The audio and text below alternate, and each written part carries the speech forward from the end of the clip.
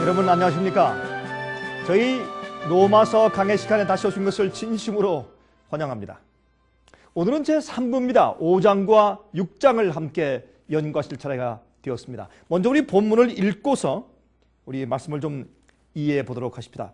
로마서 5장 1절부터 5절에 있는 말씀을 먼저 읽어보도록 하겠습니다. 로마서 5장 1절부터 5절까지입니다. 그러므로 우리가 믿음으로 의롭다 하심을 얻었은즉 우리 주 예수 그리스도로 말미암아 하나님으로 더불어 화평을 누리자. 또한 그로 말미암아 우리가 믿음으로 서 있는 이 은혜에 들어감을 얻었으며 하나님의 영광을 바라고 즐거워하느니라.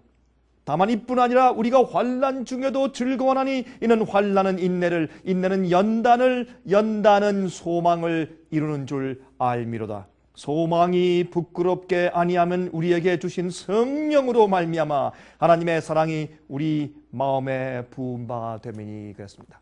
여러분, 저는 로마서 가운데서 로마서 5장 5절을 제일 제가 좋아하는 성경절로 품고 있습니다. 여러분, 로마서 5장은 성령으로 말미암아 하나님의 사랑이 우리 마음 가운데 부어짐을 주신다고 그렇게 말씀을 한 말씀이죠. 로마서 5장은 4장에서 자세히 설명한 믿음의 열매가 되는 축복들을 일부 열거하고 있습니다. 이것은 아브라함의 믿음을 가진 사람들의 그리스도인으로서의 성장 과정을 보여주고 있죠. 그렇죠? 단계적으로 성장하는 건 말입니다. 5장의 기반을 이루고 있는 단어를 말한다면 더욱이란 말입니다. 영어로 much more. 예? 죄가 힘이 있지만 은혜가 더 힘이 있고 죄가 많은 것에 은혜가 더 많다. much more, much more. 이제 그런 뜻이 아마 이 기반되는 말씀이 되겠습니다. 그러므로 우리가 믿음으로 의롭다 하심을 얻었은즉, 다른 말로 하면 우리가 믿음으로 의롭다 하심을 얻었은즉, 다른 말로 하면 믿음으로 우리가 율법에 순종할 수 있는 자가 되었으므로, 그런 뜻이죠. 우리 주 예수 그리스도로 말미암아 하나님으로 더불어 화평을 누리자, 그렇게 말씀을 한 것입니다. 여러분, 우리가 율법에 순종하고 정죄를 받지 않는 생을 사는 유일한 길은 하나님의 약속을 믿는 믿음을 가지는 것입니다. 아브라함에게 약속을 이루신 하나님께서 우리 속에도 그 기적적인 약속을 이루어 주시기 때문에 그러한 것입니다. 여러분, 그런데 야고보서는 말이죠, 행위가 있지 않으면 믿음은 소용없는 것이라고 말하고 있지 않습니까? 그런데 문제는 행위는 말이죠, 우리의 겉으로 나오는 행위는 믿음에 따르는 당연한 결과요 열매인 것입니다. 자, 빌립보 2장 13절은 말을 했죠. 너희 안에서 행하시는 이는 하나님이시니 자기의 기쁘신 뜻을 위하여 너희로 소원을 두고 어떻게 해요? 행하게 하시나니. 주님께서 우리 마음 가운데 소원을 두고서 행할 수 있도록 능력을 주시고 함께 하시고 의롭게 하시기 때문에 가능한 것을 말씀하고 있는 것입니다. 의는 우리를 그저 의롭게 여겨주시는 것뿐만 아니라 하나님의 의가 능력으로 우리 속에서 역사하는 것을 의미한다는 것을 항상 기억하시기 바랍니다. 여러분, 우리 자신을 그리스도의 손에 맡기면, 굴복하면 예수님께서 우리에게 오셔서 우리와 함께 거하십니다. 우리는 토기장이의 손에 있는 진흙과 조금도 다를 바가 없습니다. 모든 선한 행위를 행하시는 분은 예수님이시므로 모든 영광이 그분께만 돌아가야 하는 것입니다. 여러분, 그래서 여기 화평을 누리자, 하나님과 화평을 누리자고 했습니다. 무엇이 화평입니까? 그것은 그저 단지 감정이 아니고 하나의 실제적인 사실이고 경험입니다. 많은 사람들이 어떤 감정을, feeling, 느낌을 경험해야 한다고 생각하고 그것이 하나님의 평강인 줄로 생각합니다. 여러분들이시요, 사탄이 어떤 행복한 감정을 줄 수도 있습니다. 마귀도요. 만일 그리스도인들이 감정만을 경험한다면 속임을 당할 수가 있는 것입니다. 예수님께서는 감정을 주지 않고 화평을 실제로 주십니다. 물론 감정이, 느낌이 뒤에 따라오는 건 사실이지만, 여러분, 화평은 전쟁, 투쟁, 경쟁과 반대되는 말이죠. 우리가 하나님과 화평을 누리든지 그렇지 않으면 하나님과 싸우고 있는 것입니다. 만일 우리가 하나님과 싸우고 있다면 그것은 우리가 하나님께 속한 반역을 하고 있기 때문에 그렇습니다. 여러분, 사람이 어떻게 하나님과 싸울까요? 그것은 죄를 범함으로 싸우는 것입니다. 고의로 죄의 행위에 빠진다면 그것은 하나님과 우리가 싸우고 있는 것이죠. 투쟁 가운데 있는 것이죠. 하나님과 평강 가운데 있는 것이 아니죠. 하나님은 평강의 하나님이십니다. 그리스도는 그의 제자들에게 평강을 주고 가셨죠. 내가 너에게 평화를 준다고 말씀하셨죠. 그래서 골로새서 3장 15절에 바울은 말했습니다. 그리스도의 평강이 너희 마음을 주장하게 하라. 인간이 그 평화를 가질 수 있는 유일한 조건은 하나님께 무조건 복종하는 것입니다. 즉 완전히 복종하는 것이어야 합니다. 그러면 감정이야 어떻든지 간에 마음의 평강이 있는 것입니다. 여러분 시편 119장 165절에 있는 말씀입니다. 주의 법을 사랑하는 자에게 큰 평안이 있으니 저에게 장애물이 없으리로다 그랬습니다. 여러분 하나님의 평화는 끊임없이 흐르는 강이나 계속 몰려오는 바다의 파도와 같은 것입니다. 끊임이 없습니다. 더 풍성해집니다. 그러므로 평강은 감정과는 어떤 의미에서 하등의 관계가 없습니다. 주님과 화평의 관계들하는 것입니다. 모든 죄를 자백했다면 하나님은 미쁘시고 의로우사 신실하시고 의로우사 모든 죄를 용서하시기 때문에 우리는 하나님과의 사이에서 화평을 누리게 되는 것입니다. 물론 마음의 평안한 느낌도 수반되지만 말이죠. 여러분 돈이 많이 있어도 마음이 편안해지는 것도 사실입니다. 돈이 많이 있으면 어느 정도 마음이 편안해지죠. 그렇다고 하나님과 화평하게 되는 것입니까? 그것은 아니지 않습니까? 여러분 우리가 환난 중에도 즐거워하나니 이는 환난은 인내를 이루는 줄 알미로다 그렇게 우리 성경에서 읽었습니다. 어떤 사람은 환난이 사람의 마음 가운데 성급함을 이룬다고 말합니다. 이 말도 사실입니다. 사람이 믿음으로 의롭다함을 받지 않으면 환난은 그 사람 안에 있는 성급함을 개발시킬 것입니다. 짜증을 내게 하고 초조 불안하게 만들 것입니다. 하지만 우리가 의로운 경험을 하면 오히려 환난은 우리에게 인내를 낳는 것입니다. 그러면 환난이 인내를 이룬다는 것은 무슨 말입니까? 다음의 성경들이 그 답을 줄 것입니다. 여러분 베드로전서 5장 7절입니다. 너희 염려를 다 주께 맡겨버리라 이는 저가 너희를 권고하심이니라. 시편 55장 22절 내 짐을 여호와께 맡겨버리라 너를 붙드시고 그랬습니다. 마태복음 11장 28절 수고하고 무거운 짐진 자들아 다 내게로 오라 내가 너에게 쉬게 하리라. 여러분 우리가 어떤 어려움이 있고 부담이 있고 고난이 있을지라도 주님께 나가서 우리의 무거운 짐을 가져가면 됩니다. 그 짐은 무엇입니까? 우리를 염려하게 만드는 괴롭히는 것들이 아닙니까? 그 짐이 작고 사소한 것이든 큰 것이든 문제가 아닙니다. 주님께 맡겨버리십시오. 그리스도께서 예수께서 우리와 함께 계시고 우리의 모든 짐을 맡으셨기 때문에 우리는 환난 중에도 즐거워해야 하는 것입니다. 염려할 것이 없는 것입니다. 예수님께서는 모든 짐을 질 수가 있습니다. 이미 모든 세상 사람들의 짐을 지셨으므로 우리 각 개인의 짐이 예수님께 더 무거워지게 부담이 될 필요가 없습니다. 어떻게 무거운 짐들을 없앨 수 있을까요? 우리가 지고 다니는 그 모든 무거운 짐들을 스트레스를 어떻게 없앨 수 있을까요?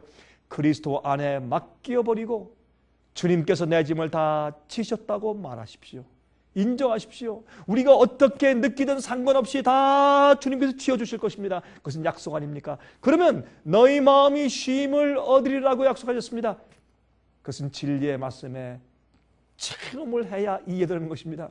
여전히 육체적 고통이 몸을 괴롭힌다고 하더라도 안식을 얻을 수 있습니다. 그 이유는 예수님께서 그 모든 환난을 맡으시고 우리는 모든 고통을 초월하여서 높은 곳에 있을 수 있기 때문에 그렇습니다. 여러분 어떻게 해서 순교자들이 즐거운 찬미를 부리면서 고문대나 아니면 화용지로 나갔겠습니까? 그것은 그저 허세를 부리는 것이었습니까? 아닙니다. 여러분 예수께서 그들의 짐을 지시고 그들은 그리스도 안에서 평강을 누리고 있었기 때문에 그렇습니다. 기쁨이 충만한 마음에서 그들은 찬미를 불렀을 것입니다. 이와 같이 그들은 불 속에 휩싸이면서도 행복하고 즐거웠으며 고통을 몰랐지 않습니까? 우리는 큰 환난을 통과해야 할 것입니다. 앞으로 큰 환난, 개국 이래 없던 환난이 올 것이라고 말했습니다. 그 환난은 감옥 아니면 매 맞는 것 아니면 손톱을 빼는 것 같은 그런 고통일 수도 있습니다. 여러분 사람들이 그 참 상상하기도 싫어하죠. 인간의 우리의 본성은 이러한 고문을 싫어하지만 그리스도 안에서 견디낼 수가 있단 말입니다. 여러분, 지금 그리스도를 얻는 체험을 하십시오. 주 앞에 매일매일 생에서 짐을 맡기는 연습을 하십시오. 그러면 그는, 예수님께서는 우리를 절대로 버리지 않는 것입니다. 마귀는 우리를 버려버립니다. 예수님은 절대로 우리를 버리지 않으십니다. 그리스도께서 크고 작은 모든 짐을 지실 것입니다. 성령으로 하나님의 사랑이 우리 마음 속에 계속 부어지기 때문에 그렇지, 주님이 계시지 라는 소망을 가지고 우리가 구원을 얻게 되는 것이죠. 자, 이제 로마서 5장 6절부터 9절을 읽습니다. 로마서 5장 6절부터 9절입니다. 우리가 아직 연약할 때 기약대로 그리스도께서 경건치 않은 자를 위하여 죽으셨도다. 의인을 위하여 죽는 자가 쉽지 않고 선인을 위하여 용감히 죽는 자가 호기거리와 우리가 아직 죄인 되었을 때에 그리스도께서 우리를 위하여 죽으심으로 하나님께서 우리에게 대한 자기의 사랑을 확증하셨느니라. 그러면 이제 우리가 그 피를 인하여 의롭다 하심을 얻었은즉 더욱 그로 말미암아 진노하심에서 구원을 얻을 것이니, 그렇게 말씀했습니다. 여러분, 과거 모든 시대에 걸쳐 죄인들이 자신의 구속의 필요를 깨달았을 때 주님께서 그때마다 그들의 구세주가 되셨습니다. 여러분, 6절의 말씀이 이 사실을 분명하게 말하고 있는 것을 유의하시기 바랍니다. 우리가 아직 연약할 때에 기약대로 예수님께서 경건치 않은 자를 위하여 죽으셨다고 그랬어요. 여러분, 아벨이 연약했을 때 예수님께서 그를 위하여 죽으셨습니다. 에녹이 연약했을 때 예수님께서 그를 위해 죽으셨습니다. 아브라함과 사라가 연약했을 때 그분을 위해 이미 돌아가셨습니다. 그분을 위해 이미 죽으신 것과 마찬가지입니다. 그분의 죽음은 이 모든 사람들에게 하나의 실제 사실이었습니다. 예수님께서는 아브라함에게 엄청난 능력이 되셨습니다. 그리스도 곧 메시아가 아직 오시지 않았지만 아브라함을 통해서 오실 예정이었습니다. 바로 그 메시아는 엄청난 능력을 가진 분이었기 때문에 아브라함과 사라가 그를 믿었을 때 아들이 나왔습니다. 죽은 몸에서, 늙은 몸에서 아들이 나왔어요. 그 아들을 통해서 메시아가 오시게 되었지 않습니까? 이것이 믿음이고 그것이 믿음으로 말미암아 의롭게 되는 창조의 경험인 것입니다. 이것은 기적입니다. 우리가 의롭게 되는 경험은 기적인 것입니다. 여러분, 지상 역사의 모든 순간에 그리스도는 연약한 자들에게 그때 그 현재마다 구세주가 되어 오셨습니다. 우리가 아직 죄인일 때 예수님께서 이미 십자가에 돌아가시겠다는 약속을 주셨다고 말입니다. 여러분, 하나님의 사랑을 보십시오. 우리가 아직 죄인 되었을 때에 그리스도께서 우리를 위하여 죽으심으로 하나님께서 우리에게 대한 자기의 사랑을 확증해 주셨다고 말합니다. 여러분, 믿으십니까? 여러분, 우리도 자주 하나님과 그의 사랑을, 우리 자신과 우리의 사랑을 기준에 생각할 때가 많습니다. 우리 인간의 사랑으로 기준해서 생각할 때가 많습니다. 여러분, 주님은 다윗을 통해서 이런 말씀을 하신 것을 우리가 성경에서 찾아볼 수가 있지 않습니까? 시편 50장 21절에 다음과 같은 말씀이 있습니다. 내가 나를 너와 같은 줄로 생각하였도다. 여러분이시요, 거듭나지 못한 마음은 자기가 대접받은 대로 남을 대접하려고 하며 자기의 표준으로 하나님을 판단하려고 합니다. 하나님을 어떤 박스에 집어넣으려고 합니다. 그러나 하나님의 사랑은 인간의 사랑과는 전혀 달라서 원수까지도 사랑하시는 사랑입니다. 하나님의 얼마나 놀라운 사랑이요, 이 얼마나 놀라운 사랑이요, 사랑하는 아들의 죽음 가운데서 나타난 그 사랑이 얼마나 넓고 큰 사랑입니까? 여러분, 왜 예수님께서 십자가에 죽으셨는지 아십니까? 우리로 하여금 받기에 부족함이 없도록 주시기 위해서. 다시 말하면 우리가 그리스도 안에서 온전케 되게 하기 위해서 그냥 용서만 해 주시는 것이 아니라 우리를 의롭게 해서 온전하게 만들어 주시기 위해서 우리를 위해 돌아가신 것입니다. 여러분, 주님의 우리 구속을 위한 값은 너무나 비싸고 큰 것이기 때문에 우리를 영원히 온전케 만드시기 위해서 그 값을 치르신 것입니다. 여러분, 예수께서 왜 당신의 생명을 우리 위해 주셨는지 아십니까? 하나님이 세상을 이처럼 사랑하사 독생자를 주셨으니 이는 저를 믿는 자마다 멸망치 않고 영생을 얻게 하려 하심이니라고 말씀했죠. 예수께서 그의 생명을 우리에게 주신 것은 우리가 생명을 가지도록 하기 위해서였습니다. 무슨 생명이요? 영원한 생명. 그 생명은 어디에 있습니까? 그 생명은 또 무엇입니까? 그리고 생명을 어디서 얻을 수 있습니까? 요한복음 1장 4절을 말씀했죠. 그 안에 생명이 있었으니, 누구에게? 예수 안에 생명이 있었으니 이 생명은 사람들의 빛이라. 여러분, 예수께서 베다니에 가셨을 때에 마르다에게 말씀했죠. 나는 부활이요 생명이니라. 그렇게 말씀했습니다. 여러분, 우리가 사망에서 옮겨 생명으로 들어갔다고 이미 말한 바 됐지 않습니까? 성경에 이게 우리가 믿을 때 이미 우리가 사망에서 생명으로 들어갔다고 말씀되어 있습니다. 여러분이시여, 어떻게 그렇게 됩니까? 여러분, 부활에 의해서만 그렇게 되지 않습니까? 우리가 죽은 가운데 부활에 다시 살아날 때 우리가 생명이 들어옵니다. 그러나 예수님 안에서 우리는 부활하여 새 생명에 이미 이르렀다고 간주하는 것이 아닙니까? 우리 부활에 이미 참여한 그 약속이 내 속에 이미 이루어지는 것입니다. 벌써 부활에 참여하는 생명이 내 속에 역사하고 있는 것입니다. 여러분이시여, 다음의 말씀을 잘 유의해 보십시오. 바울은 그리스도와 그의 부활의 권능을 알기 위해서 기도했다고 했습니다. 여러분, 그가 예수님의 십자가만 감사한 것이 아니라 예수께서 부활하신 그 능력도 알고 거기에 참여하기 위해서 내 생에도 과거에 대해서 죽고 예수님 안에서 부활하여 새로운 능력과 새로운 의의 생활을 살 수 있는 그 능력을 그가 받기 위해서 기도했다고 했습니다. 왜 죽음이, 사망이 예수님을 무덤 속에 붙들어 둘 수 없었는지 아십니까? 왜냐하면 예수님께 죄가 없었기 때문에 그렇습니다. 죄가 그를 지배하려고 총력을 기울였지만 조금도 주님을 더럽힐 수가 없었습니다. 예수님의 품성에 하나의 흠도 낼 수가 없었지 않습니까? 예수님의 생애는 무죄한 생애였습니다. 그러므로 무덤도 그를 지배할 능력이 없었습니다.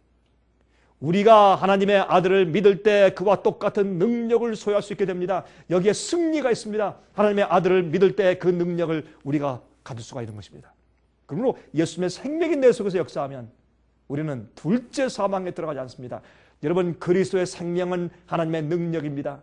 시험을 받을 때라도 승리는 이미 우리가 얻은 것입니다.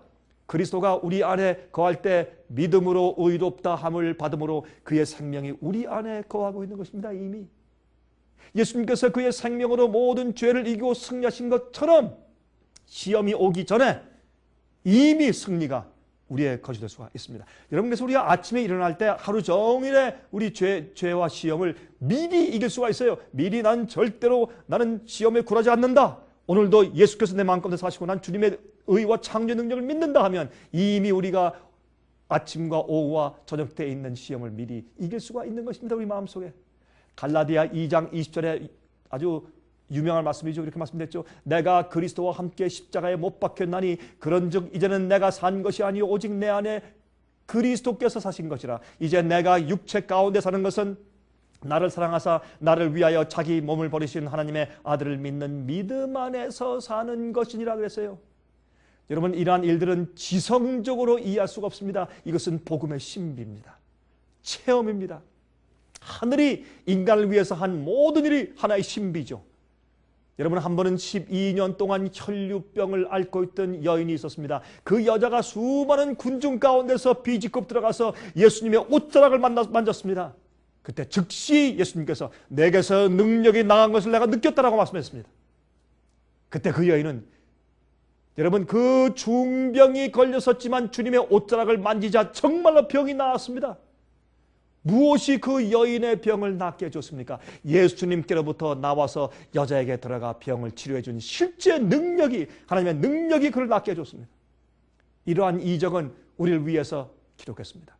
왜 기록했다고요? 요한복음 20장 31절에 말씀하기를 너희로 예수 그리스도께서 하나님의 아들 그리스도 있음을 믿게 하려 함이요 또 너희로 믿고 그 이름을 힘입어 생명을 얻게 하려 함이라. 그렇게 말씀을 하셨습니다. 자, 로마서 5장 10절입니다. 이제 10절부터 읽겠습니다. 10절부터 21절까지 읽습니다. 이렇게 되어 있습니다. 곧 우리가 원수 되었을 때에 그 아들의 죽으심으로 말미암아 하나님으로 더불어 화목하였은즉 화목된 자로서는 더욱 그의 살아심을 인하여 구원을 얻을 것이니라. 이뿐 아니라 이제 우리로 화목을 얻게 하신 우리 주 예수 그리스도로 말미암아 하나님 안에서 또한 즐거워하느니라. 이러므로 한 사람으로 말미암아 죄가 세상에 들어오고 죄로 말미암아 사망이 만나니 이와 같이 모든 사람이 죄를 지었으므로 사망이 모든 사람에게 이르렀느니라. 죄가 율법 있기 전에도 세상에 있었으나 율법이 없을 때에는 죄를 죄로 여기지 아니하느니라. 그러나 아담으로부터 모세까지 아담의 범죄와 같은 죄를 짓지 아니한 자들에게도 사망이 왕노릇하였나니 아담은 오실자의 표상이라. 그러나 이 은사는 그 범죄와 같지 아니하니 곧 한 사람의 범죄로 인하여 많은 사람이 죽었은즉 더욱 하나님의 은혜와 또는 한 사람 예수 그리스도의 은혜로 말미암은 선물이 많은 사람에게 넘쳤으리라. 또 이 선물은 범죄한 한 사람으로 말미암은 것과 같지 아니하니 심판은 한 사람을 인하여 정죄에 이르렀으나 심판은 많은 범죄를 인하여 의롭다 하심에 이름이니라. 한 사람의 범죄를 인하여 사망이 그 한 사람으로 말미암아 왕노릇하였은즉 더욱 은혜와 의의 선물을 넘치게 받는 자들이 한 분 예수 그리스도로 말미암아 생명 안에서 왕노릇하리로다. 그런즉 한 범죄로 많은 사람이 정죄에 이른 것 같이 의의 한 행동으로 말미암아 많은 사람이 의롭다 하심을 받아 생명에 이르렀느니라. 한 사람의 순종치 아니함으로 많은 사람이 죄인 된 것 같이 한 사람의 순종하심으로 많은 사람이 의인이 되리라. 율법이 가입한 것은 범죄를 더하게 하려 함이라. 그러나 죄가 더한 것에 은혜가 더욱 넘쳤나니 이는 죄가 사망 안에서 왕노릇한 것 같이 은혜도 또한 의로 말미암아 왕노릇하여 우리 주 예수 그리스도로 말미암아 영생에 이르게 하려 함이라 그랬습니다. 여러분, 이것은 굉장히 중요한 내용입니다. 여러분, 로마서 5장 10절부터 21절까지 내용은 아주 중요한 것입니다. 이것을 올바로 이해해야 복음을 오해하지 않는 것입니다. 여기 말씀하기를 이러므로 한 사람으로 말미암아 죄가 세상에 들어오고 그 죄로 말미암아 사망이 왔다고 말씀했습니다. 이와 같이 모든 사람이 죄를 지었으므로 사망이 모든 사람에게 이르렀느니라고 말씀했어요. 12절에. 여러분, 아담이 범죄함으로 우리 모두가 다 자동적으로 죄의 책임을 같이 지고 다 자동적으로 죄인 되었다는 뜻이 아닙니다. 여기 말씀하지 않습니까? 각자가 다 모든 사람이 죄를 범함으로 죄인 됐다고 말하지 않습니까? 아담이 범죄함으로 내가 자동적으로 아담의 죄의 책임에 내가 참여해서 내가 죄인 되었습니까? 아닙니다. 성경은 그렇게 말하지 않습니다. 성경은 아버지가 포도를 먹었을 때 아들의 이빨이 시다 그렇게 말하지 말씀하지 않습니다. 그것이 아니라고 했습니다. 여러분, 의인은 자기가 의롭게 되는 것이고 죄도 자기가 범죄의 죄인 되는 것입니다. 남의 죄가 남에게 가는 것은 아니죠. 여러분, 13절로부터 17절까지는 설명하는 그래서 이제 12절 말씀한 다음에 13절부터 17절까지는 그것을 설명하는 절들입니다. 괄호를 하고 설명하는 것으로 생각하면 쉽습니다. 여러분, 12절의 말씀은 18절에서 끝마칩니다. 13절부터 17절까지는 괄호로 설명하는 절들이고 12절은 18절에서 받는다고 말합니다. 여러분, 18절의 전반부는 12절의 전반부와 같은 내용이며 같은 진리를 다른 말로 조금 표현한 것뿐이죠. 어떻게 했습니까? 그런즉 한 범죄로 많은 사람이 정죄에 이른 것 같이, 이렇게 말한 후에 18절의 끝부분에서 그 말씀을 이렇게 이제 받습니다. 마칩니다. 의의 한 행동으로 말미암아 많은 사람이 의롭다 하심을 받아 생명에 이르렀느니라. 여러분, 시간이 제한되어 있기 때문에 제가 요점만 살펴서 말씀을 드리겠습니다. 14절에 사망이 왕노릇했다는 말씀이 있습니다. 여러분, 사망이 왕노릇한다. 무슨 뜻입니까? 사망이 모든 사람에게 이르렀다는 말씀은 무엇을 의미할까요? 여러분, 아담으로부터 모세까지 사망이 왕노릇했다고 사도 바울은 말합니다. 여러분, 이런 말입니다. 아브라함 당시에도 여전히 율법이 있었습니다. 아브라함은 율법을 지켰습니다. 만일 율법이 없었다면 아브라함은 의롭다함을 받을 수 없었을 것이죠. 그러나 그는 믿음으로 계명을 지키는 의로운 경험을 할 수 있었습니다. 모세가 십계명을 받던 시기 이전에도 죄로 말미암아 사망이 왕노릇 해왔다 그 말입니다. 왜? 계명을 범하는 죄가 있었어요. 율법이 그 전에도 여러분 시내산에서 율법을 받을 때 이전에도 율법이 있었고 범죄함이 있었다고 말이죠. 율법이 그 당시에도 이미 있었지만 문자로 기록되지 않았을 뿐이었고 시내산에서 비로소 문자의 율법을 돌비에 적어서 주신 것이죠.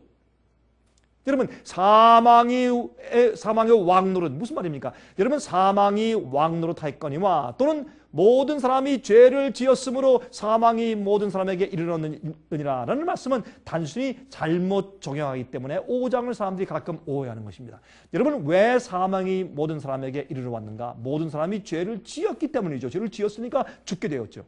한 사람으로 말미암아 죄가 세상에 들어왔죠. 그건 죄의 결과가 왔다는 것이죠. 죄의 책임이 우리한테 유전적으로 흘러오는 것은 아니죠. 그건 불공평한 것이죠. 내가 지은 죄가 아닌데 부모의 죄가 나한테 들어와서 내 죄가 됩니까? 아니지 않습니까? 많은 사람들이 이 점에 와서 멈추고 생각하면서 어떻게 이런 일이 있을 수 있는가 하고 스스로 설명하려고 애를 쓰고 노력합니다. 여러분, 우리 자신들의 선택이나 한마디의 말도 잘못을 안 했는데 왜 이미 죄에 빠져 있는 것이라고 말합니까? 그것은 잘못된 것이죠. 여러분, 태초에는 한 사람이 있었으며 그가 타락했다는 것을 우리가 잘 압니다. 우리는 그의 자녀들, 후손들이기 때문에 그 사람보다 더 높은 신분의 사람으로 태어나는 것이 불가능합니다. 똑같은 입장에서 죄의 본성을 가지고 태어나죠. 죄된 몸을, 육체를 가지고 태어나죠. 어떤 사람이 말이죠, 바다에 빠졌는데 누군가가 그를 구원해 주려고 밧줄을 던졌더니 그 구원해 줄 사람을 향해서 이 빠진 사람이 이렇게 말한다고 가정합시다. 내가 물에 빠진 것이 정말 내가 잘못한 것인지를 알아보고 내가 밧줄을 붙잡겠습니다. 내가 내 잘못으로 물에 빠졌으면 내가 붙잡겠습니다. 그러나 만일 다른 사람이 나를 물속에 밀어 넣어서 이 지경이 되었다면 나는 결코 밧줄을 붙잡지 않겠습니다. 왜? 내 잘못이 아니니까. 여러분, 얼마나 우스꽝스러운 얘기입니까? 이런 사람에 대해서 어떻게 생각합니까? 우리는 이런 사람을 정신 나간 사람이라고 생각하지 않겠습니까? 우리는 무조건 밧줄을 붙잡고 나서 생각을 해야 될 것입니다. 여러분, 사망이 왕노릇하였으므로 사망이 모든 사람에게 이르렀다고 말했습니다. 12절과 18절은 이 사망이 무엇임을 말해주고 있죠. 왜 사망이 이르러 왔는가? 모든 사람이 죄를 지었기 때문이라 말하는 것이죠. 사망이 우리가 죽게 된 것은 죄를 지었기 때문에 모든 사람에게 심판이 이르렀단 말입니다. 여러분, 아담이 범했으므로 죄를 범한 결과로 우리가 다 죽게 됐지만은 그 죽음을 유전적으로 받았지만은 그것이 정죄받고 죄의 책임을 우리가 공동으로 지고 태어난다는 말은 아닙니다. 여러분, 무슨 목적으로 심판이 그렇게 이르르고 사망이 이르렀습니까? 여러분, 정죄하기 위한 것이죠. 우리는 사망과 아주 친숙합니다. 매일매일 사람들이 죽어서 무덤에 장사되고 장례식을 보죠. 하지만 여기서 말하는 사망은 말이죠, 이 첫 번째 사망을 두고 말하는 것이 아닙니다. 선한 사람들도 다 죽습니다. 그들은 정죄 아래 죽습니까? 결코 아닙니다. 죄인들이기 때문에 죽는 것입니까? 아닙니다. 아담의 죄의 결과로 죽는 것입니다. 의롭게 된 자도 죽습니다. 그러면 자기 죄 때문에 마지막 두 번째 사망, 멸망을 당하는 것입니까? 그 사망을 말하는 것이 아닙니다. 여러분, 의인도 악인도 죽는 건 다 첫 번째 죽으면 죽지 않습니까? 여러분, 이 세상의 사람으로서 사형 선고를 받지 않은 사람은 하나도 없기 때문에 그렇습니다. 만일 선한 사람이 되어서 에녹과 같이 하나님과 동행했다면 믿음으로 한 것이죠. 요한복음 5장 24절에 말씀했습니다. 내가 진실로 너에게 이르노니 내 말을 듣고 또 나 보내신 이를 믿는 자는 영생을 얻었고 심판에 이르지 아니하나니 사망에서 저 생명으로 옮겼느니라 이렇게 말씀했어요. 여러분, 살인자에게 사형 선고가 내렸을 때 사실상 죽은 자나 다를 바 없죠. 아담의 경우는 그보다 더했습니다. 그는 죽었으므로 하나님의 아들이 살려주지 않으면 안 되었습니다. 사형수는 다시 살 수 있는 희망이 있습니다. 예수를 믿으면. 그러나 아담은 어떻습니까? 희망이 없이 지금 죽게 되었습니다. 예수께서 인간에게 주시는 모든 것은 한마디 말로 요약할 수 있는데 그것은 생명입니다. 모든 것이 거기에 들어있습니다. 그때 아담이 범죄했지만 예수님께서 살아라, 죽지 말아라, 내가 너를 대신해서 죽어줄게, 십자가를 약속하시고 그때 아담이 살게 되었습니다. 예수께서 없다면 인간에게 주시는 모든 것은 아무것도 아니죠. 모든 것이 생명 속에 있는 것입니다. 이것은 곧 그리스도가 없다면 인간에게 생명이 없다는 것을 말해줍니다. 여러분, 그러므로 아담은 죽었습니다. 이 때문에 세상에 태어난 모든 사람들에게 같이 사형 선고가 내려졌습니다. 육신적으로. 그러므로 이 세상에 사는 사람은 사형 언도를 받지 않은 사람은 하나도 없습니다. 아담의 후손이니까. 아담보다 낮게 태어날 수는 없으니까. 죄의 결과입니다. 예? 이러한 사형 선고와 사망에서 벗어날 수 있는 유일한 길은 그리스도를 믿는 길밖에 없는 것입니다. 그러므로 여러분 우리가 사망이 죄 때문에 왕노릇하여 범죄한 사람들에겐 말이죠. 영원한 사망, 희망이 없는 사망 말입니다. 18절에 로마서 5장 18절에 킹 제임스 버전은 흠정의 성경에 모든 사람이 정죄에 이른 것 같이 예수를 통해 모든 사람이 의롭다 하심을 받는다고 모든이라는 단어를 썼습니다. 그것 때문에 어떤 사람이 질문을 합니다. 여러분 한국말 번역에는 많은 사람들이 정죄를 받고 많은 사람이 구원받는다라고 해서 합당하게 번역을 했습니다. 여러분 그런데 헬라어 원어에는 통명스럽고 간단하게만 기록했습니다. 한 사람이 범죄함, 결국 모두 정죄당하고 한 사람의 의의 행동, 모두 생명에 이르고 왜? 믿음으로 의를 받는 사람들은 그런 뜻이죠. 자, 아담이 범죄했다고 우리 모두가 다 자동적으로 정죄받는 죄인 되었습니까? 아닙니다. 만약 그렇게 적용한다면 그러면 예수님이 십자가에 돌아가셨다고 그 한 행동으로 믿으나 안 믿으나 누구나 모두 다 자동적으로 다 의인되어 하늘 갑니까? 아니지 않습니까? 거기에는 무엇이 필요합니까? 범죄하는 것이 필요하고 예수님을 믿는 믿음이 필요하지 않습니까? 여러분 한 사람이 순종치 아니함으로 많은 사람이 죄인 된 것 같이 한 사람의 순종하심으로 많은 사람이 의인이 되리라 이렇게 말씀했습니다. 이 말씀은 우리가 우리를 의롭게 해주는 행위를 할 수 있는가 하는 문제에 해답을 줍니다. 여러분 한 사람의 순종으로 의롭게 될 수 있다는 것입니다. 그러면 이 한 사람은 누굽니까? 예수님입니다. 예수께서 우리를 의롭게 하실 때 의인은 그저 씌워주는 옷 이상의 것이니까 창조의 능력을 주시고 우리 마음을 의롭게 만들어 주시니까 의인은 율법에 대한 순종이기 때문에 율법을 순종할 수 있게 해주시는 능력을 주신단 말입니다. 흠없는 생애를 산 사람이 한 분이 있습니다. 이 세상에 있을 때 모든 죄의 권세를 성공적으로 이겨낸 한 사람 예수 그리스도가 있었습니다. 그는 육신이 되신 말씀이셨습니다. 그리스도 안에 계신 하나님은 세상을 자신과 화목하게 하십니다. 여러분 어떤 방법으로 이렇게 될 수 있느냐 하는 질문이 나옵니다. 이것은 그리스도께서 인자의 살을 먹지 아니하고 인자의 피를 마시지 아니하면 너희 속에 생명이 없다라는 말씀 가운데 있습니다. 여러분 유대인들이 질문했습니다. 이 사람이 어찌 능히 제 살을 우리에게 주어 먹게 하겠느냐고 말했습니다. 오늘날에도 말이죠. 많은 사람들이 어떻게 하면 그의 생명과 그의 의를 가질 수 있느냐라고 묻습니다. 똑같은 질문입니다. 여러분 예수님께서 그의 살을 줄 수 있는 방법을 그들에게 설명할 수 있었습니까? 그들에게 말한 말씀이 아니고서는 그 방법을 설명할 수 없는 것입니다.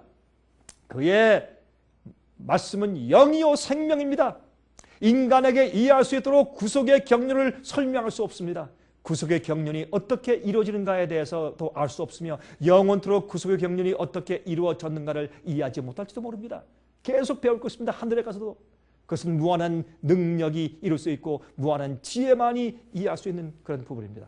예수께서 말씀하시면 너희가 내 살을 먹고 내 피를 마신다면 너에게 생명이 있다고 했습니다. 생명을 가질 것이라고 했습니다. 우리가 음식을 먹으면 우리의 세포가 되고 여러분 우리가 포도즙이나 그걸 마시면 우리 속에 들어가서 양분이 되고 피가 되는 것처럼 만일 우리가 그의 생명을 가지면 우리는 의로운 생명을 가지며 그리스도의 순종이 우리 안에 들어와서 역사이기 때문에 우리를 의롭게 만들고 순종할 수 있는 죄를 승리하는 의인들로 만들어줄 수 있는 것입니다. 주의 말씀을 받아 먹고 믿고 내 속에 들이면 그 말씀이 내 속에서 역사한단 말입니다. 너희가 내 살을 먹고 내 피를 마시지 않냐면 그렇게 말씀하신 것입니다. 여러분 이것을 가지면 생명을 소유하게 됩니다. 어떠한 생명이요? 하나님의 생명이에요. 어느 사람의 생애에서도 스스로 시험을 물리칠 수 있는 능력을 스스로 가진 때가 결코 없었습니다. 우리는 시험을 우리 스스로 저항할 수가 없습니다. 이것은 우리가 죄를 완전히 저항하기 위해서 우리의 타고난 생명과는 다른 생명을 가져야 한다는 것을 말해주고 있어요. 우리 생명 말고 다른 생명이 위에서부터 와야 합니다. 의인은 위에서부터 오는 것입니다. 이렇게 하는 것이 죄를 물리치고 시험을 이길 수 있는 유일한 길이며 또 이렇게 하면 언제나 성공하게 될 수 있는 것입니다. 여러분 그 로마서 5장 마지막에 20절 21절에 율법이 가입한 것은 범죄를 더하게 하려 함이라. 그러나 죄가 더한 곳에 은혜가 더욱 넘쳤나니 이는 죄가 사망 안에서 왕노릇한 것 같이 은혜도 또한 의로 말미암아 왕노릇하여 우리 주 예수 그리스도로 말미암아 영생에 이르게 하려 함이라 그랬습니다. 여러분 율법이 가입한 때는 시내산에서 율법을 선포한 때부터였습니다. 율법이 들어온 것은 죄를 잘 모르는 사람들을 범죄를 더 죄라고 지목해주고 깨닫게 해주기 위해서 주신 것이죠. 그러나 죄가 더한 것에 은혜가 더욱 넘쳤죠. 율법은 아주 거룩하지만은 율법을 줄 때 보여준 바와 같이 율법으로부터 어떤 의도 받을 수가 없는 것입니다. 그러나 율법에서 요구하는 모든 의를 가질 사람이 있도록 하겠다고 주님께서 말씀하셨습니다. 법이 올 때 우리가 죄인으로 느끼고 절망을 합니다. 그때 하나님의 큰 은혜가 오죠. 은혜를 받기 위해서 더 죄를 많이 짓자, 그런 뜻이 아니었습니다. 율법을 준 사실은 이 같은 의를 얻는 다른 길이 있어야 하고 또 있다는 사실을 사람들에게 보여주기 위해서 율법을 주신 것입니다. 여러분 신명기 33장 2절과 3절 보시면 여호와께서 시내에서 오시고 세일산에서 일어나시고 바란산에서 비추시고 1만 성도 가운데서 강림하셨고 그 오른손에는 불같은 율법이도다. 여호와께서 백성을 사랑하시나니. 여러분 율법을 주신 것은 가장 큰 사랑의 표현이었어요. 왜냐하면 그것은 그리스도 안에 생명이 있다는 것을 가장 강력한 음성으로 백성에게 전파했기 때문입니다. 율법을 주신 분이 이스라엘 백성을 애굽에서 구원하여 내었으며 아브라함과 그의 자손이 의롭게 될 것을 맹세하셨습니다. 이런 율법을 주실 때 우리가 우리 죄를 깨닫고 주 앞에 나가야 되죠. 그래서 율법은 우리의 몽학선생이 되죠. 이것은 그들이 율법에서 의를 얻을 수 없지만 그리스도를 통해서 그 의를 얻을 수 있다는 것을 보여주는 것이었습니다. 그러므로 여기에 엄청나게 풍성한 은혜가 있죠. 왜냐하면 율법의 가입으로 죄가 더한 곳에 은혜가 더욱 넘쳤기 때문입니다. 우리가 죄를 깨달을 때 주의 은혜가 오는 것입니다. 이 은혜는 죄인이 괘씸할 때는 언제나 풍성했습니다. 죄인은 괘씸하기 전에는 죄의 극악성을 깨닫지 못합니다. 죄의 무서움을 잘 알지 못합니다. 그러나 율법이 이르러 와서 죄가 얼마나 무서운 것인가를 우리에게 보여주지 않습니까? 폭로하지 않습니까? 그리고 구원의 은혜를 사모하게 만들어줍니다. 율법이 더한 것에 은혜가 더하죠. 우리의 마음이 죄를 깨닫는 것은 얼마나 귀한 일인지 몰라요. 왜냐하면 이것은 하나님이 세상에 보내어서 죄를 깨닫도록 해주시는 보혜사의 역사의 하나이기 때문에 그렇습니다. 우리 스스로 죄를 깨닫지 못합니다. 우리는 이런 은혜 속에서 더욱 일하는 귀한 말씀을 다시 인식하게 되는 것입니다. 죄가 더한 곳에 뭐요? 은혜가 더욱 넘쳐나니. 법을 주실 때 죄가 더 우리 마음속에 더 드러납니다. 그때 주님께서 그것을 어떻게 이기고 어떻게 용서받는 구원의 은혜를 우리에게 주시는 것이죠. 자, 이제 로마서 이제 6장을 읽겠습니다. 로마서 6장을 제가 읽고서 좀 간단하게 설명을 드렸습니다. 자, 그러면 그 결과로 어떤 경험을 하는가? 부활의 경험을 합니다. 침례의 경험을 합니다. 그것이 로마서 6장입니다. 1절부터 자 읽겠습니다. 23절까지. 그런즉 우리가 무슨 말하리요? 은혜를 더하게 하려고 죄에 거하겠느뇨? 그럴 수 없느니라. 죄에 대하여 죽은 우리가 어찌 그 가운데 더 살리요? 무릇 그리스도 예수와 함께 합하여 침례를 받은 우리는 그의 죽으심과 합하여 침례 받은 줄을 알지 못하느뇨? 그러므로 우리가 그의 죽으심과 합하여 침례를 받음으로 그와 함께 장사되었나니 이는 아버지의 영광으로 말미암아 그리스도를 죽은 자 가운데서 살리심과 같이 우리로 또한 새 생명 가운데서 행하게 하려 합니다. 만일 우리가 그의 죽으심을 본받아 연합한 자가 되었으면 또한 그의 부활을 본받아 연합한 자가 되리라. 우리가 알거니와 우리 옛사람이 예수와 함께 십자가에 못 박힌 것은 죄의 몸이 멸하여 다시는 우리가 죄에게 종노릇하지 아니하려 하매니 이는 죽은 자가 죄에서 벗어나 의롭다 하심을 얻었습니다. 만일 우리가 그리스도와 함께 죽었으면 또한 그와 함께 살 줄을 믿노니 이는 그리스도께서 죽은 자 가운데서 사셨음에 다시 죽지 아니하시고 사망이 다시 그를 주장하지 못할 줄을 알미로다. 그의 죽으심은 죄에 대하여 단번에 죽으심이요 그의 살아심은 하나님께 대하여 살아심이니 이와 같이 너희도 너희 자신을 죄에 대하여는 죽은 자요 그리스도 예수 안에서 하나님을 대하여는 산 자로 여길지어다. 그러므로 너희는 죄로 너희 죽을 몸에 왕노릇하지 못하게 하여 몸의 사욕을 순종치 말고 또한 너희 지체를 불의의 병기로 죄에게 드리지 말고 오직 너희 자신을 죽은 자 가운데서 다시 산 자같이 하나님께 드리며 너희 지체를 의의 병기로 하나님께 드리라. 죄가 너희를 주관치 못하리니 이는 너희가 법 아래 있지 아니하고 은혜 아래 있습니다. 이 말씀을 잘 이해해야 되겠죠? 그런즉 어찌하리요? 우리가 법 아래 있지 아니하고 은혜 아래 있으니 죄를 지으리요? 그럴 수 없느니라. 너희 자신을 종으로 두려 누구에게 순종하든지 그 순종함을 받는 자의 종이 되는 줄을 너희가 알지 못하느냐? 혹은 죄의 종으로 사망에 이르고 혹은 순종의 종으로 의에 이르느니라. 하나님께 감사리로다. 너희가 본래 죄의 종이더니 너희에게 전하여 준 바 교훈의 본을 마음으로 순종하여 죄에게서 해방되어 의에게 종이 되었느니라.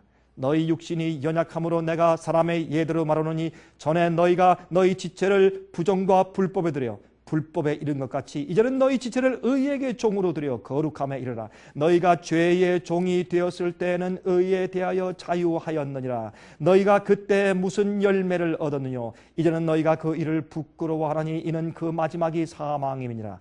그러나 이제는 너희가 죄에게서 해방되고 하나님께 종이 되어 거룩함에 이르는 열매를 얻었으니 이 마지막은 영생이라. 죄의 싹은 사망이요 하나님의 은사는 그리스도 예수 우리 주 안에 있는 영생이니라 그랬습니다. 여러분, 이제 6장에서는 말이죠, 우리가 그리스도와 어떻게 연합되며 그 연합으로 우리가 어떠한 사람이 된다는 것을 보여주고 있습니다. 여러분, 5장에서 모든 사람이 심판을 받아서 정죄에 이르렀으며 이 세상의 모든 사람에게 사형 선고가 내렸다는 것을 배웠습니다. 여러분, 사형 선고가 내렸기 때문에 사망이 인간들 안에서 역사했습니다. 왜 사망이 인간들 안에서 역사하는 것입니까? 사망의 권세는 무엇입니까? 그것은 죄입니다. 우리가 범죄하고 죄를 졌기 때문에 그러는 것입니다. 여러분, 고린도전서 15장 56절에 말씀했죠. 사망에 쏘는 것은 무엇이요? 죄요 그랬어요. 여러분, 죄인인 인간들은 모두 사망의 쏘을 당했습니다. 사망의 화살 맞아서 죽게 되었습니다. 사망이 이미 그들 안에 있고 그들 안에서 계속 역사하고 있으므로 사망이 인간을 영원히 삼켜버리는 것은 단지 시간 문제일 뿐입니다. 그러나 언제 죽을 것인가를 선택할 권리가 모든 사람에게 있습니다. 우리가 알거니와 우리 옛사람이 예수와 함께 십자가에 못 박힌 것은 죄의 몸이 멸하여 다시는 우리가 죄에게 종노릇하지 아니하려 함이니라 그랬어요. 여러분, 우리가요 주님께 나아가서 용서와 구속을 받고 의로움을 받으면 우리는 더 이상 죄의 종이 될 필요가 없습니다. 사람이 참으로 자신의 생명을 가지고 있지 않다는 것을 인정하는 지점에 이르고 나는 죄인입니다, 나는 사망밖에 없습니다 라는 것을 인정하면 전에 소유했던 생명을 죄값으로 포기하고 이제 육체 가운데 사는 생애가 하나님의 아들을 믿는 믿음 안에서 산다면, 예수님께 굴복하고 이제 주님이 내 마음 가운데 사십시오라고 말하면 그때부터 그리스도는 그 사람의 생명이 되며 그 사람의 생명은 그리스도와 함께 하나님 안에 감추어 있게 되는 것입니다. 여러분, 그래서 골로새서 2장 12절에 말씀하기를 침례로 그리스도와 함께 장사한 바 되고 또 죽은 자들 가운데서 그를 일으키신 하나님의 역사를 믿음으로 말미암아 그 안에서 함께 일으키심을 받았느니라 그렇게 말씀했어요. 여러분, 이것은 단순히 그리스도의 부활을 우리 자신의 것으로 삼는 일입니다. 예수님의 부활에 내가 참여하는 것이죠. 나도 나에 대해서 죽고 그 물속에 내 모든 죄와 내 일생을 장사 지내버리고, 그렇죠? 그리스도를 죽은 자들 가운데서 살리신 그 능력으로 우리가 죽지 않고 계속 살 수가 있는 것입니다. 우리가 예수님처럼 부활하면 영적으로. 만일 우리가 예수님의 생명을 가지고 있다면 이 생명이 우리 안에서 역사하고 있으며 예수님께서 갈릴리와 유대에 계실 때 생명으로 역사했던 그 예수님의 생애가 내 속에도 이루어질 수가 있는 것입니다. 여러분, 우리는 십자가만 사랑할 것이 아니라 예수님의 부활도 사랑하고 부활을 믿고 부활의 능력을 체험해야 할 것입니다. 예수께서 돌아가셨지만은 그러나 부활하셔서 새로운 생명을 받으신 것처럼 우리도 그렇게 될 수 있습니다. 이와 같이 너희도 너희 자신을 죄에 대하는 죽은 자요 그리스도 예수 안에서 하나님을 대하는 산 자로 여길지어다. 계속해서 죄의 본성이 올라오지만 넌 죽었다고 여기란 말이에요. 죄의 본성은 아직 안 죽었어요. 하나님께서 예수께서 오실 때 우리에게 새 몸을, 썩지 않은 몸을 주실 때 그때 우리에게 죄의 본성이 없어질 것입니다. 자, 우리가 그러면 죽은 자를 여기라. 어떻게 여기라? 이와 같이 어떻게, 무엇과 같단 말입니까? 예수님께서 죽은 자 가운데서 살아나셔서 다시 죽지 아니하신 것과 같이 이와 같이 너희 자신을 다시는 죄 짓지 않도록 죄에 대하여 죽은 자로 여기라 이렇게 말씀했습니다. 죄가 너희를 주관치 못하리니 이는 너희가 법 아래에 있지 아니하고 어디에? 은혜 아래에 있습니다. 여러분, 법 아래에 있다는 말은 정죄 아래에 있단 말이에요. 성령의 은혜 아래에 있단 말입니다. 여러분, 은혜 아래에 있다고 하니 그렇다고 죄를 지으리요? 그럴 수 없다 그랬습니다. 죄 아래, 여러분 법 아래 있지 않고 은혜 아래 있다. 법 아래 있다는 것은 율법 지킬 필요 없다 그런 뜻이 아니라 법 아래 있다는 것은 죄를 범하기 때문에 죄의 정죄 아래 있다는 것이고, 은혜 아래 있다는 것은 성령의 지배 아래 있다는 것이죠. 우리가 성령의 능력으로 살면 우리가 더 이상 죄 아래, 율법 아래 있는 것이 아니라, 그렇게 이제 갈라디아서의 사도 바울이 말씀했습니다. 우리가 은혜 아래 있다고 죄를 계속 짓느냐? 아니라고 말했습니다. 그러나 이제 우리는 하나님의 종이 되었습니다. 너희 자신을 죽은 자 가운데서 다시 산 자같이 하나님께 드리며 너희 지체를 의의 병기로 하나님께 드리라. 너희 자신을 종으로 드려서 누구에게 순종하든지 그 순종을 받는 자의 종이 되는 것을 너희가 알지 못하느냐? 혹은 죄의 종으로 사망에 이르고 혹은 순종의 종으로 의에 이른다고 말씀했습니다. 여러분, 섬기는 일은 두 종류밖에 없죠. 사탄을 섬겨서 죄에서 사망에 이르고, 또한 예수님을 섬겨서 의에 이를 수 있습니다. 마귀를 섬기고 죄를 섬기면 영원히 사망합니다. 사망이 왕노릇합니다. 그러나 예수를 섬기면 은혜가 왕노릇합니다. 여러분, 죄가 왕노릇할 때 죄도 파워예요. 그러나 은혜가 또 왕노릇한다고 했습니다. 성령의 능력과 은혜도 그것도 파워입니다. 은혜의 파워는 죄의 파워보다 더 큽니다. 마귀보다 예수님보다 큰 것처럼, 더 강한 것처럼 사람이 두 주인을 섬길 수 없습니다. 모든 사람이 이것을 믿습니다. 죄와 의를 동시에 섬기는 것은 불가능합니다. 믿음으로 말미암는 칭의를 받지 않고는 하나님의 율법을 충분히 전파하기란 불가능합니다. 그러므로 믿음으로 말미암는 의를 전파하는 것은 하나님의 율법을 감하거나 낮추는 것이 아니고 오히려 하나님의 율법을 높이는 유일한 길입니다. 여러분, 예수님은 죄를 짓게 하는 분입니까? 우리가 죄를 짓고 있는 동안 누구의 종입니까? 죄의 종입니다. 죄는 마귀로부터 왔습니다. 노예죠. 로마서 6장 17절 18절 하나님께 감사리로다. 너희가 본래 죄의 종이었더니 너희에게 전하여 준 바 교훈의 본을 마음으로 순종하여 죄에게서 해방되어 의에게 종이 되었느니라 그랬습니다. 말씀을 받아먹고 믿고 사십시오. 죄가 의보다 더 능력이 있습니까? 사탄이 예수님보다 더 능력이 있습니까? 아니지 않습니까? 예수께서 더 능력이 있다는 것을 몸소 당신의 생애 가운데 보여주셨습니다. 우리가 죄의 노예가 되었을 때 마귀가 우리를 의와 상관없도록 지킬 권세를 가졌습니다. 그러나 우리 자신을 예수님께 드리면, 예수께 종이 되었을 때 우리는 죄로부터 예수께서 우리를 지킬 수 있는 능력을 가지시는 것입니다. 싸움은 우리 싸움이 아니고 하나님의 싸움입니다. 여러분, 우리가 그때 로마서 6장 21절부터 23절 너희가 그때 무슨 열매를 얻었느뇨? 이제는 너희가 그 일을 부끄러워하니 이는 그 마지막이 사망입니다. 그러나 이제는 너희가 죄에게서 해방되고 하나님께 종이 되어서 거룩함에 이르는 열매를 얻었으니 이 마지막은 영생이라. 죄사승 사망이요 하나님의 은사는 그리스도 예수 우리 주 안에 있는 영생이라. 여러분, 우리가 예수님께 구원받은 다음에 거룩한 열매를 맺으면 그것이 영생이에요. 매일의 구원의 결과가 영생입니다. 예수님 안에서 영생을 얻으십시오. 매일매일 거룩함의 경험을 하십시오. 주님은 여러분에게 승리를 줄 수 있습니다. 제가 다음 시간 다시 뵙겠습니다. 안녕히 계십시오. 은혜 많이 받으셨습니까? 생애의 빛은 각종 미디어, 즉 출판물, 텔레비전, DVD, CD, 그리고 웹사이트를 통하여 복음을 전하는 미디어 선교 기관입니다.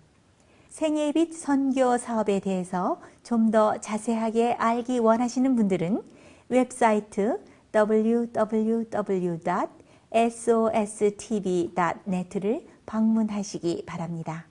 생애의 빛 웹사이트에는 지금까지 나온 모든 월간지와 DVD, 텔레비전 방송물들을 누구나 무료로 보실 수 있도록 준비되어 있습니다. 지금까지 소개해드린 생애의 빛 선교 교재 중에서 원하시는 책자나 DVD가 있으시면 무료 전화 1-877-704-1004번 1-877-704-1004번으로 신청하여 주시기 바랍니다. 미국 동부 시간으로 월요일부터 금요일까지 9시에서 5시 사이에 전화해 주시면 감사하겠습니다. 그럼 다음 시간까지 안녕히 계십시오.